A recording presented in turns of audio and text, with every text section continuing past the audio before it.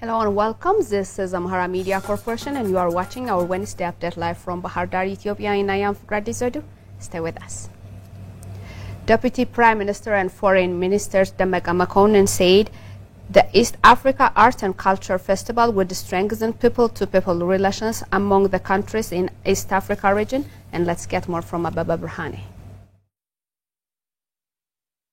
It is to be recalled that Ethiopia has proposed for East African Cultural and Art Festival to be hosted in rotation among countries in the sub-regions annually.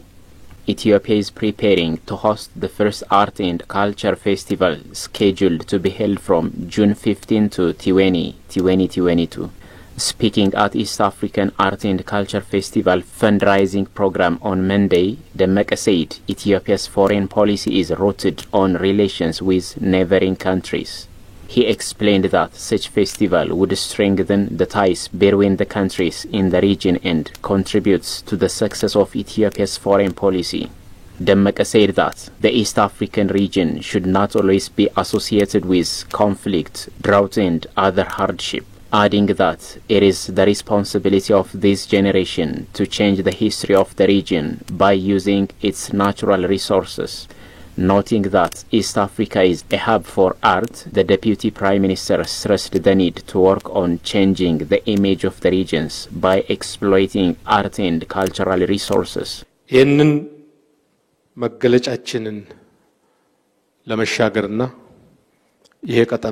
order to change this image, we all are required to make efforts to turn the abundant cultural, art and other natural resources that we had inherited from our forefathers of the region into development.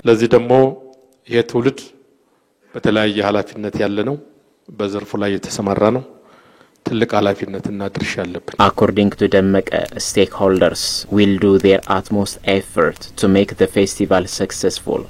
Minister of Culture and Sports, Kajela Merdasa, on his part said that many countries have grown up because of their various traditions and values and have established strong ties with one another. According to AMECO, the festival will play an important role as art and culture is crucial for the region's economic development, and it will be a showcase of the existing culture, art and traditions of East African countries.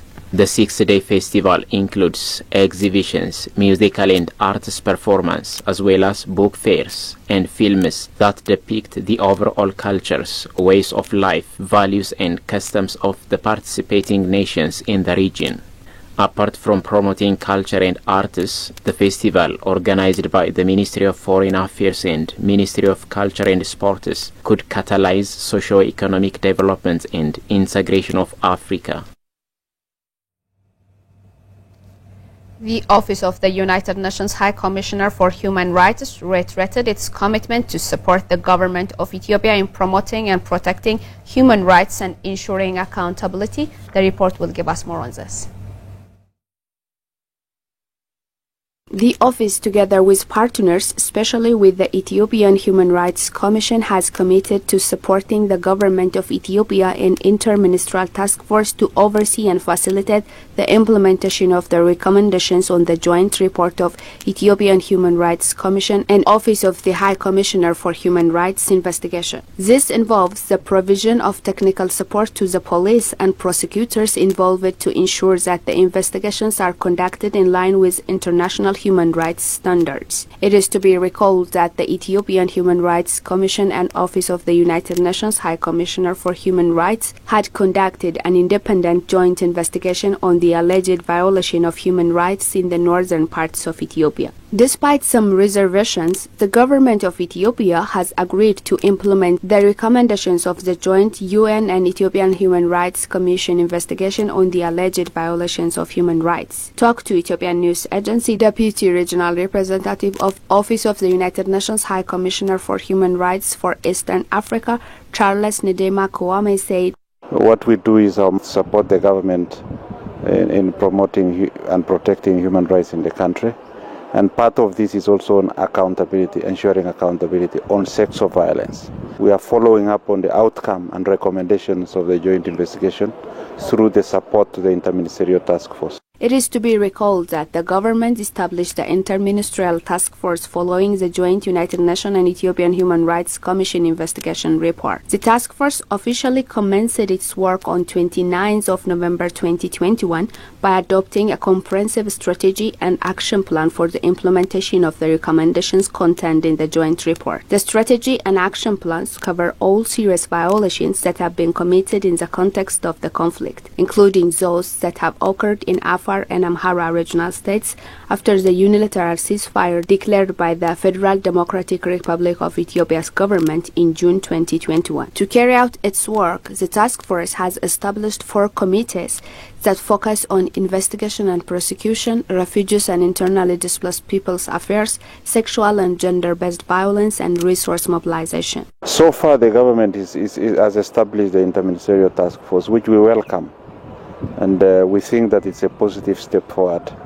We hope that this task force will continue to move forward so that accountability measures are implemented. It is to be recalled that the United Nations Human Rights Council adopted a resolution to establish an international commission on Ethiopia claiming to investigate human rights abuse in Ethiopia. In defense of the United Nations and Ethiopian Human Rights Commission investigation report, which Ethiopia rejected it, dubbing that it is politically motivated. The esteemed historian Professor Baharu Zaude said that the new generation has to be careful not to be swayed by things written in the name of history and to be critical about books or articles written on Ethiopian history. And we have Brian Warkana for the detail. In an exclusive interview with Ethiopian News Agency, the professor noted that the youth and the new generation have to be very careful about books or articles written on Ethiopian history. My message is actually that they have to be very careful not to be swayed by everything that's written in the name of history. They have to be very careful, they have to be very critical about the books or articles or whatever that they read. The historian stressed that they have to be very careful in whatever they read and they should not depend on the social media. They should not depend completely on social media and the social network. They have to make the extra effort and read some books, very good books that have been written on Ethiopian history. According to him, history should be free of political influence and narratives. History should be a source of freedom, not prison. Regarding the role of historians for realizing the upcoming national dialogue, Professor Baharu pointed out that the discussion of professional historians on Ethiopian history is crucial.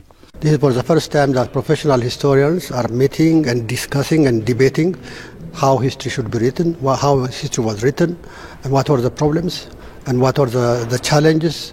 So, and then from that, I think the outcome of these deliberations would hopefully contribute to the national dialogue. He stressed that homegrown wisdom is very important. At the end of the day, Ethiopian history has to be written by Ethiopians, which has been done for quite a number of times. Affirming that homegrown wisdom is crucial to sustainably resolve internal challenges, Professor Baharu said quite a number of scholars have written Ethiopian history and this has to be continued. He noted that training has to be expanded and reach higher levels and the quality of research is improved. An inaugural workshop of the Association of Ethiopian Historians under the theme The Role of History in Building National Consensus opened in Addis Ababa yesterday. At the end of the day, the history of Ethiopia has to be written by Ethiopians, and it has been done. It has been done. Quite a number of Ethiopians have written on Ethiopian history since the 60s, since the 70s at least, and this will have to continue. And the training has to be expanded expand and to reach higher levels and improve the quality of research as well. Then, of course, then we'll have a very good historical works by Ethiopians. The chairperson of the 11-member National Dialogue Commission, Professor Mesfin Arya, recently said that the Commission aspires to conduct inclusive national dialogue among stakeholders which will efficiently create national consensus and narrow the age-old differences among the political forces and the public at large. Bahar Dar University Academic Affairs Vice President Dr. Isai Kabeda said scholars should come up with an organized solution to create a better and stable Ethiopia. And let's get more from the report.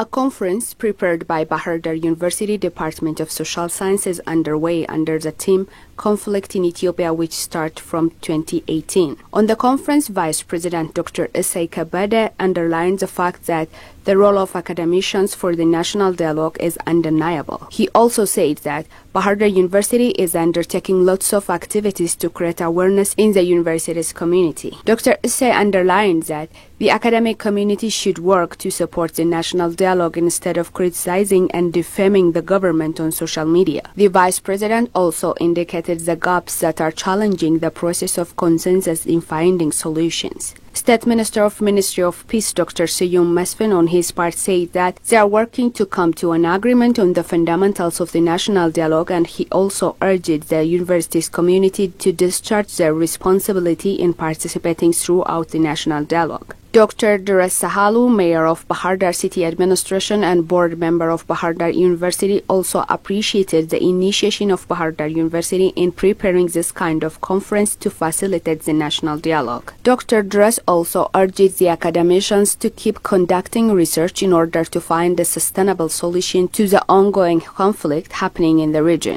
Digafe Debalke, a researcher of peace and conflict who presented a research paper on the conference, also indicated that the conflicts going in Ethiopia serves the desire of minorities, which didn't address the need of the majority, which is mostly the farmers of the country. He also urges the people of Ethiopia not to follow the ones who want to escalate conflict and instability in the country. This is Amhara Media Corporation, and you are watching our Wednesday update live from Bahar Dar, Ethiopia. And now let's see the foreign currency exchange rate of the day.